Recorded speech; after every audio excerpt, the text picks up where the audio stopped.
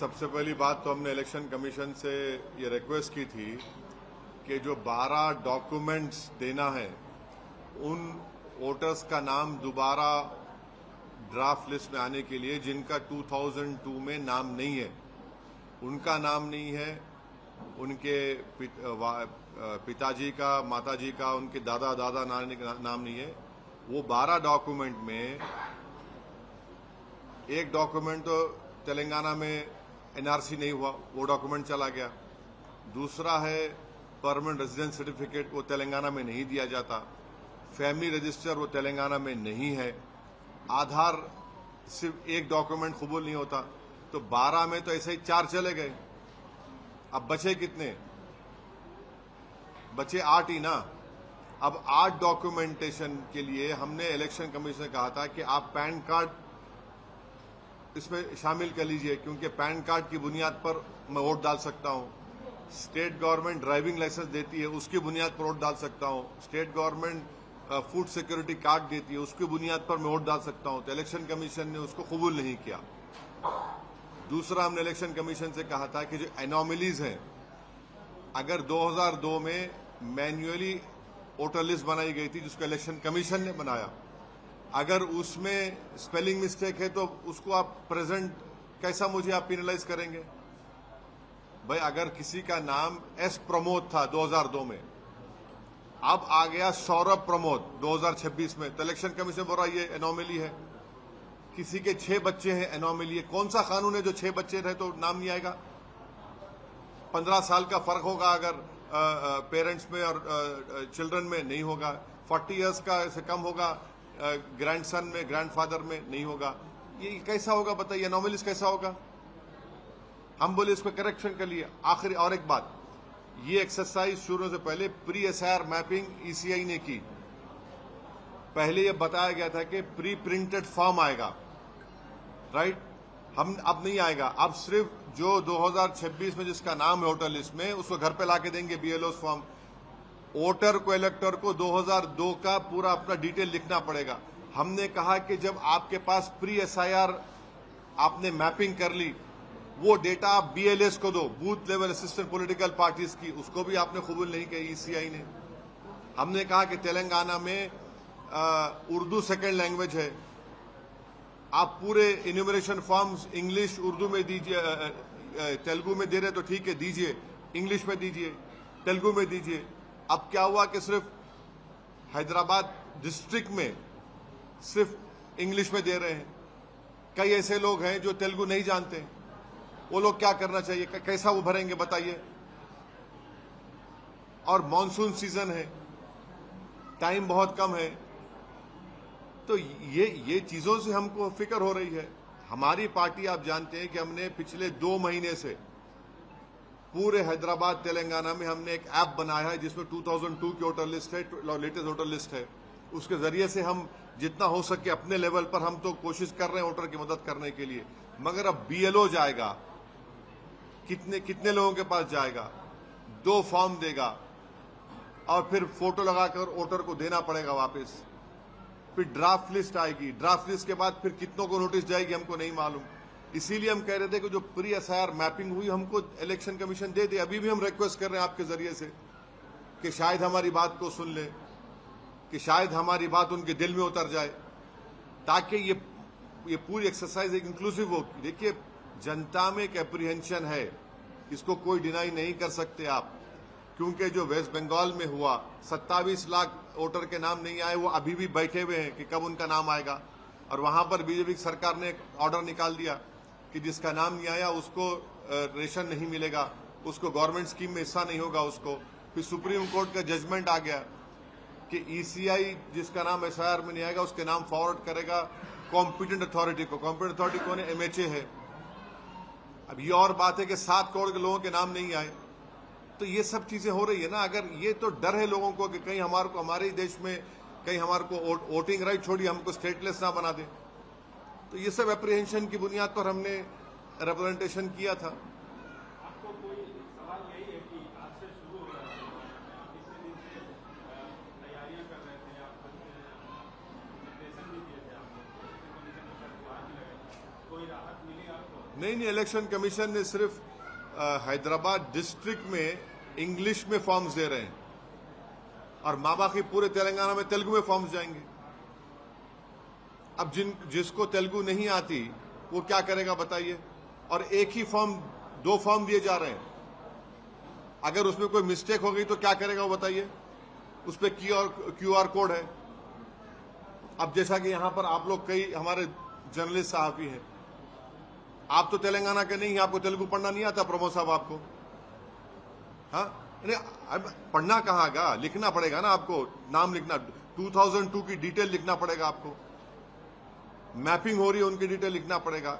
ऐसे एक कॉस्मोपॉलिटन शहर है greater Hyderabad municipal corporation, GHMC का जो एरिया है जिसमें कम से कम 30 से 32 विधानसभा आते हैं, वहां पर तो कई जबानें बोलने वाले लोग हैं।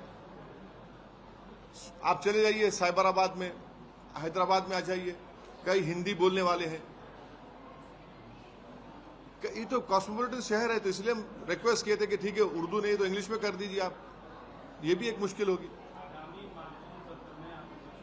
हाँ, इलेक्शन कमीशन का मसला पार्लियामेंट में उठाएंगे तो गवर्नमेंट बोलेगी इलेक्शन कमीशन को जाके बोलिए। कहां बोलेंगे, किसको बोलेंगे हम? उनको बोले उनको बोलो। और ये वहां पर वो एक अजीब मामला है ना। ये तो अपोजिशन का अभी तो अभी 1 महीना है, हमको जो भी है मेहनत करना है। हम लोग रात दिन मेहनत कर रहे हैं। हमारी पार्टी के तमाम बूथ लेवल असिस्टेंट्स रहेंगे और यहाँ की सरकार भी एक्टिव हुई है, बहुत देर से हुई है मगर हुई है अभी एक्टिव।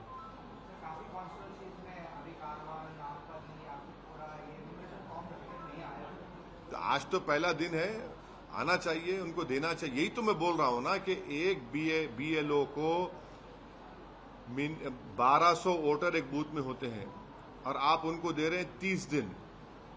माने वो जाकर देगा भी और फिर वापस लेगा भी। और फिर अगर मानसून हो गया, मानसून का सीजन है,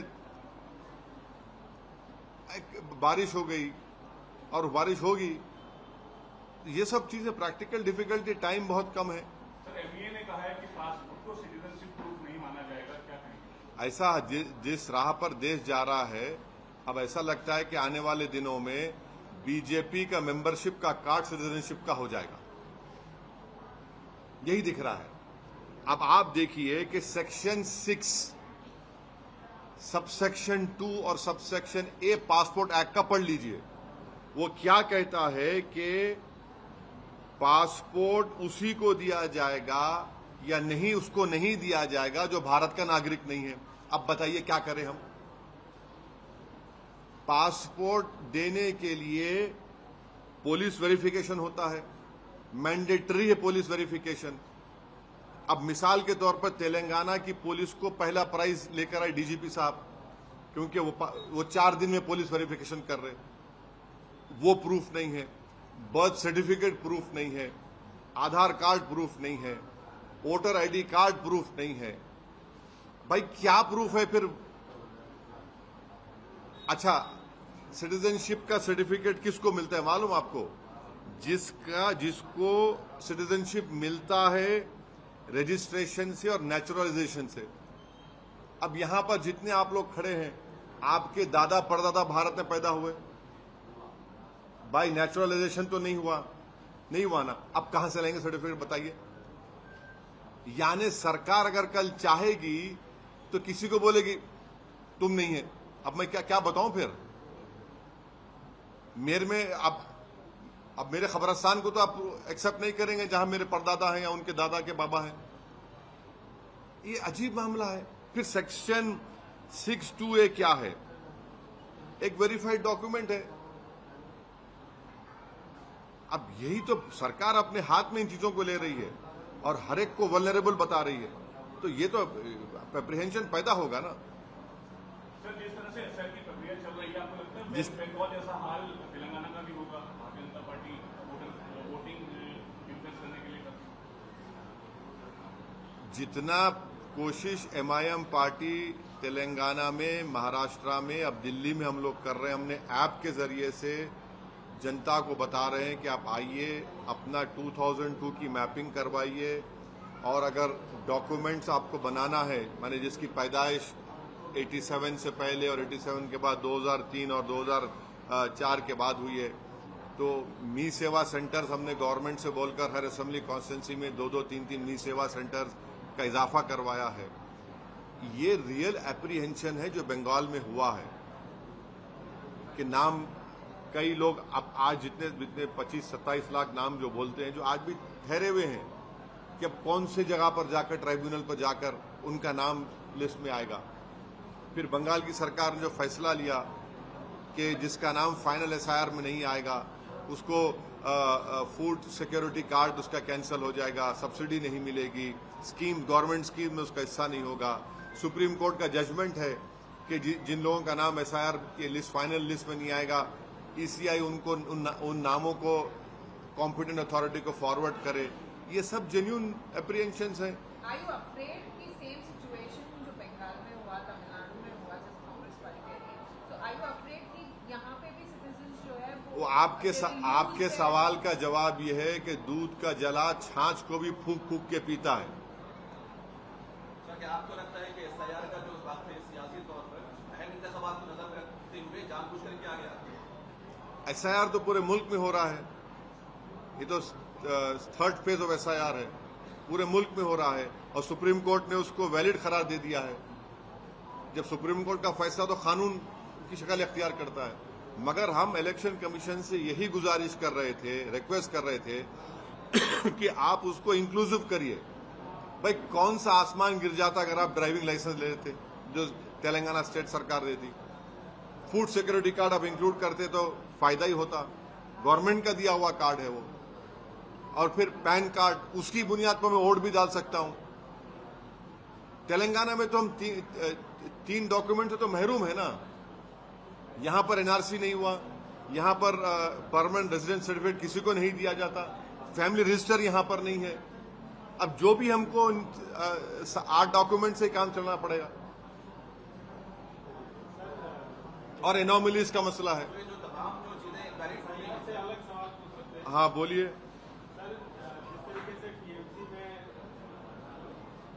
विभाजन हुआ, ममता बनर्जी बहुत अला दर्जे के पॉलिटिशियन है देश के, तो जिस तरह से टीएमसी में विभाजन हुआ, उद्धव ठाकरे शिवसेना में हुआ, जिस तरह से चल रहा है, इसको आप कैसे देखते हैं?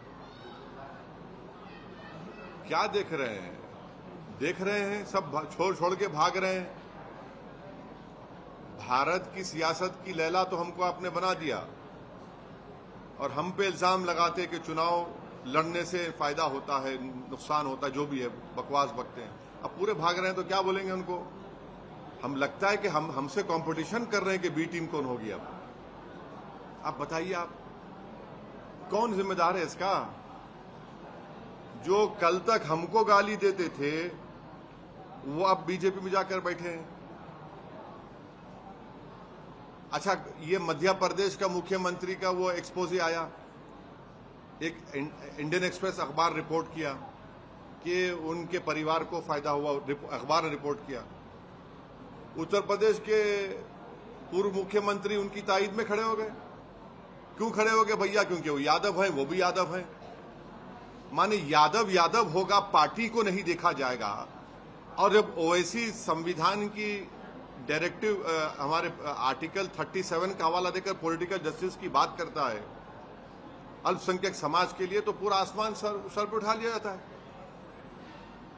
अने भैया को लगा कि वो हमारा भैया है, और हम जब गरीब की बात करें तो बोले तुम कौन, हम चौधरी, हम ठेकेदार हैं। ये भी तो हिपोक्रेसी है ना।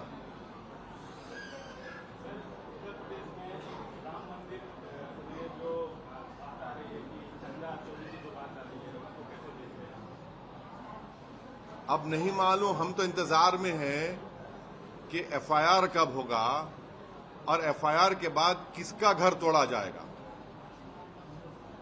किसका घर तोड़ा जाएगा। बुलडोजर चलेगा या गोली चलेगी?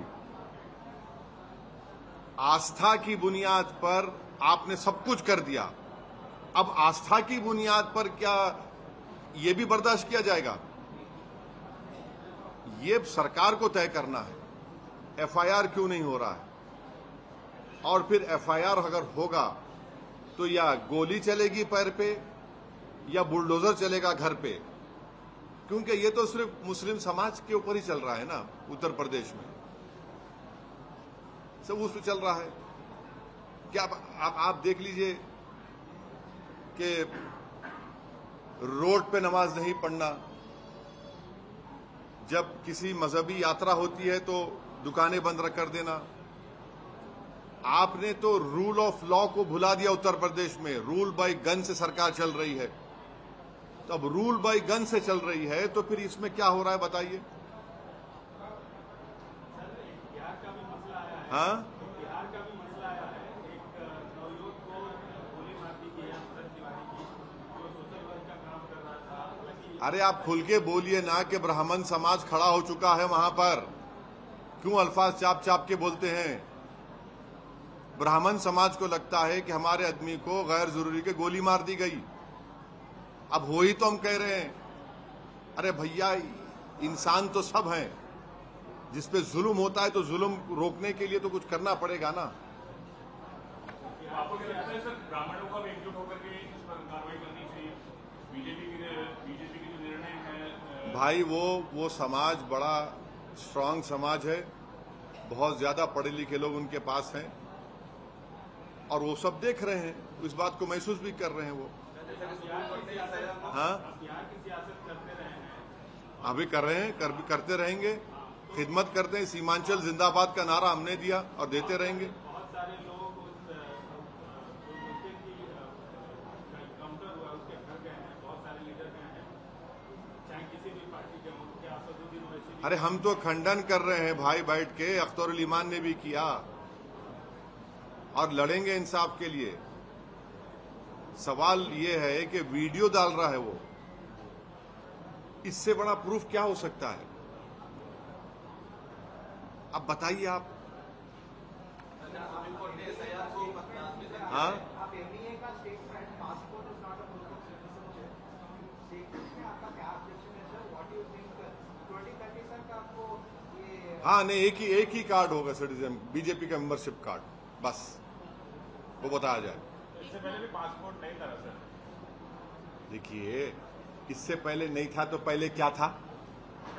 पहले अंडा या पहले मुर्गी या ऐसा मामला बात मत करो ना तुम। नहीं, पहले क्या था? सरकार नहीं, बोल पहले क्या था? पहले क्या था? पहले क्या था वो तो बता दो हमको। पहले क्या था बताइए। आप जाकर पासपोर्ट एक्ट का सेक्शन 6 सबसेक्शन 2 सबसेक्शन ए, जिसमें यह कहा गया है कि उसको पासपोर्ट नहीं दिया जाएगा जो भारत का नागरिक नहीं है। अब इससे बढ़ के आपको प्रूफ क्या चाहिए? आप वोटर आईडी कार्ड को नहीं मानते, आप बोल दिया आधार नहीं है, चलिए। आपने कह दिया कि क्या बोल दिया, बर्थ सर्टिफिकेट, वो भी नहीं। भाई क्या है फिर? क्या है फिर? यानी सरकार कल किसी को भी पूछे बोल देगी कि भाई तुम सिटीजन नहीं है। अब मैं लड़ते रहूं? सिटीजनशिप का सर्टिफिकेट किसको मिलता है? जो सिटीजनशिप एक्वायर करते नेचुरलाइजेशन से और आपके रजिस्ट्रेशन से। यहां पर तो नहीं है ना। और पासपोर्ट देखिए, मैंडेटरी पुलिस वेरिफिकेशन होता है, 2 स्टेप उसका वेरिफिकेशन होता है। अब तेलंगाना की पुलिस को तो नंबर 1 प्राइज मिला, 4 दिन में दे रहे हैं वो वेरिफिकेशन करके। और एक ऐप भी उन्होंने बनाया है एमईए ने पासपोर्ट के लिए। तो क्या है फिर? क्या हो? आखिर कहां पे जाकर रुकेगा ये? जबकि सुप्रीम कोर्ट ने भी इसे एसआईआर को सही बताया है। अगर ऐसे में अहल वोटर्स के नाम खारिज हो जाते हैं तो एमआईएम का अगला कदम क्या होगा सर? कानूनी कार्रवाई किस तरह से होगी? देखिए, अभी तो पूरी कोशिश ये है कि 1 महीने के अंदर जिस किसी को फॉर्म मिल रहा है वो सही तरीके से फॉर्म को फिल करें और उस फॉर्म को फोटो लगाकर अपने वापस करें बीएलओ को। और हम लोग आप देख रहे हैं कि पिछले 2 महीने से हजारों लाखों लोगों को तेलंगाना के इस ऐप से फायदा पहुंचा है। महाराष्ट्र में भी दिए, दिल्ली में भी दिए। पहले ये एक्सरसाइज पे तवज्जो देने की जरूरत है। सर, उज्जैन में मुहर्रम के प्रिपरेशन के टाइम हाँ उज्जैन में मोहर्रम प्रोसेशन के टाइम एक कार ब्लास्ट हुआ था और उस पर अभी जांच चल रही है। कब हुआ ब्लास्ट ये? 23rd नाइट हाँ 23rd नाइट को हुआ था। हाँ हाँ तो इस पे आप मेरे को नहीं मालूम, अभी आप सुन रहा हूँ मैं, नहीं मालूम। सर तो सिटीजनशिप पे आप तो बोल रहे हैं कि बीजेपी का मेंबरशिप सिटीजनशिप नहीं ऐसा दिख रहा मेरे को, नहीं मालूम, ऐसा दिख रहा मेरे को, ऐसी होगा 2030 तक। सोर्सेज के हवाले से खबर आ रही है कि ईरान के प्रेसिडेंट ने प्राइम मिनिस्टर मोदी को इनवाइट किया है, तो जाना चाहिए प्रधानमंत्री को जाना चाहिए, क्योंकि प्रधानमंत्री जब इजराइल में जाकर खड़े होकर बोल दिए कि मैं इजराइल के साथ खड़ा हूं, तो प्रधानमंत्री को जाना चाहिए ईरान के पास भी।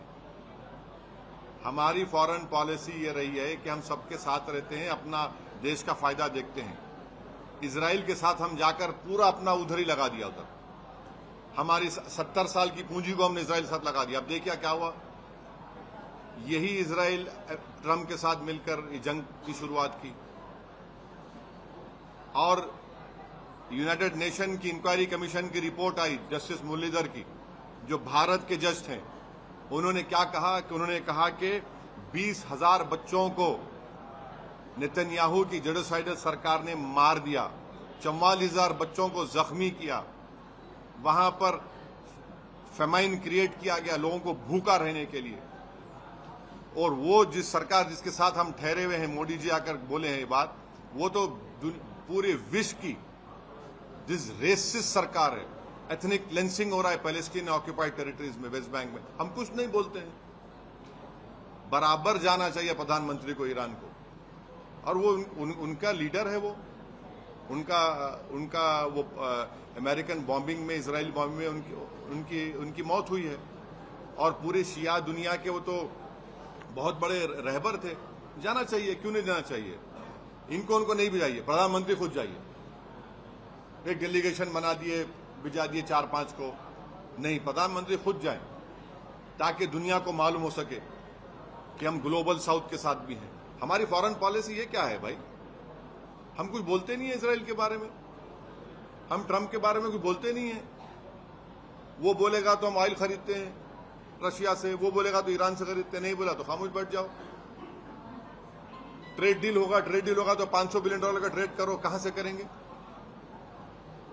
राहुल गांधी वेकेशन पे गए हैं, जहां कहां गए?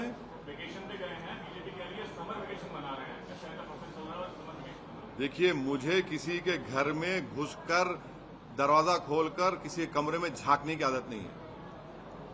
सर अभी इसराइल का जो आप कह रहे थे कि अब जो रिलेशनशिप ईरान और इंडिया के थे, और जो ऑयल खरीदते थे इससे पहले, तो दी स्ट्रैटेजिक रिलेशनशिप विनोद was there between India and Iran since long time, for decades, and you were civilizational relationship. Yes, sir. And also you were mentioning about after Trump said we have stopped buying the oil, and they used to even give debt to India, and all those relations are there. But now we don't have relations. Is what clearly evident.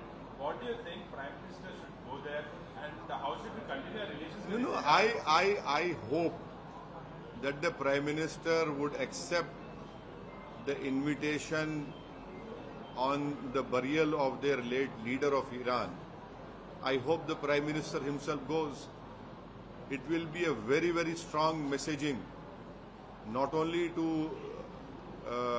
everyone, but especially to the global South. And India is an independent country. Why should we listen to anyone? We have good relation with US. We'll continue to have, but that does not mean that India cannot exercise an independent foreign policy. Sir, our government has given Donald Trump a tribute by naming a road after him. Do you think he deserves it? There's a road which is named after Donald Trump near the US consulate. The government has given this decision. See, I am not in government, but one must remember, why are oil prices high? Why are we not getting gas properly? Why is there an economic downturn in India and in every part of the world? It is because of Mr. Orange, who has started this illegal war along with a genocidal leader called Benjamin Netanyahu, who is responsible for killing more than 5 lakh Palestinians and 20,000 children have been killed. They are responsible for this war. If the state government decided, good luck to them. I cannot, good luck to them. Sir BJP की LI NCP की एक MLA कौन सी NCP? NCP जो शरद पवार वाले group की नहीं, शरद पवार के NCP 2 हो गए अभी। एनसीपी एक, सना मलिक हैं, एक हाँ, एमएलए हैं हाँ। एनसीपी की, उन्होंने कहा है कि पॉलीगैमी एसपी देते हुए अरे वो तो एनडीए के साथ हैं, उनको पूछिए, हमको क्या पूछ रहे हैं? एनडीए के साथ है ना वो तो। वही तो सवाल उठा है सर। हाँ, उनको पूछिए ना, एनडीए के साथ है। देखिए, अजीत पवार साहब की जो एनसीपी है वो उनके साथ है ना, उनसे पूछिए। मैं क्या बोलूंगा उसमें? मेरा बोलना यह है कि यूनिफॉर्म सिविल कोड के नाम पर गुजरात में, उत्तराखंड में और आसाम में आप जो यूसीसी लागू करे, वो Hindu marriage act, Hindu succession act, Hindu divorce act को आपने यूसीसी का नाम देकर आप मुझ पर मुसल्लत नहीं कर सकते, क्योंकि भारत के संविधान में आर्टिकल 25 फ्रीडम ऑफ रिलीजन है, आर्टिकल 26 है प्रोटेक्शन ऑफ कल्चर है। आपका कल्चर, किसी और का कल्चर या मेरा कल्चर, मेरा रिलीजन में किसी पर थोप सकता हूं क्या? बताइए, यूसीसी के नाम पर। ये हम उसके अगेंस्ट हैं। तमाम बैरूनी ममालिक में दौरे हो रहे हैं सर पीएम मोदी का, ऐसे में बयान आता है कि सोना ना खरीदे, गाड़ियों में पेट्रोल का ज्यादा कम इस्तेमाल करें, ऐसे में मुल्क की मैशत आज कहां खड़ी है? अरे तुम्हारे लोगों को तनख्वाह नहीं मिल रही यार, तुम सवाल कर रहे हैं मेरे से? है तुमको टाइम पे तनख्वाह नहीं मिल रही तुम्हारे को? तुम्हारे पूरे पैसे कर्जों में, तुम्हारे बच्चों की फीस में चले आ रहे। अगर कोई तुम बीमार पड़े तो और कर्जे में आते तुम। ये हाल है देश की इकोनॉमिक सिचुएशन का। आप अपने आपके जेब में अब इतने सुराख पड़ गए, क्या करेंगे बेचारे आप लोग? क्या बोल रहे हैं? Sir, UN report काफी clear है, 20,000 children have been killed. So, do you think UN only should take action? हाँ? Do you think UN only can expect UN to take action based on their own report against? You see, there is a immediate need for the reform of Security Council. This veto power which these countries enjoy. What is the role of France? What is the role of England, Great Britain? What is the role of even US and Russia? Why can't India be there? Why can't Brazil be there? Why can't South Africa be there? None from Africa, none from our continent. That is why, you see, because of America's protection, and especially Trump's protection, and the earlier regime of Joe Biden, we are seeing a genocide still going on in Gaza and West Bank occupied territories. Despite everything, UN Security Council resolutions are there, Geneva Convention is there. It's an occupied territory. An occupier is killing people over there day in, day out. More than 6 lakh people have been killed over there. More than 1 million people have been made homeless. And people who are supporting this genocidal regime will regret it later, I'm telling you. Sir SIR के बाद अगले 5 सालों में सियासी मुस्तकबिल क्या होने वाला है? इल्म गैब तो नहीं है मेरे पास, मगर हालात तो अच्छे नहीं दिख रहे। मगर हमको अपने एसआईआर में नाम शामिल कराने के लिए हमको जो बीएलओ फॉर्म ला के देगा उसको वापस करना है फोटो लगाकर। और मैपिंग अगर आपकी हो रही है, आपका नाम 2002 में है और मैपिंग हो रही है, तो सही तरीके से लिखिए। और डॉक्यूमेंटेशन अगर देना है तो डॉक्यूमेंटेशन सही तरीके से लगा कर दीजिए। एमआईएम पार्टी के हेल्प डेस्क सेंटर से कांटेक्ट करिए। ऐप जो एमआईएम पार्टी ने क्रिएट किया उसका इस्तेमाल करिए और पूरी कोशिश करिए, और हम भी साथ देंगे, हमारे बीएलएज हैं पार्टी के, कि हर नागरिक का, जेन्युइन वोटर का नाम ना सिर्फ ड्राफ्ट लिस्ट में आए बल्कि फाइनल लिस्ट में भी आए इंशाअल्लाह।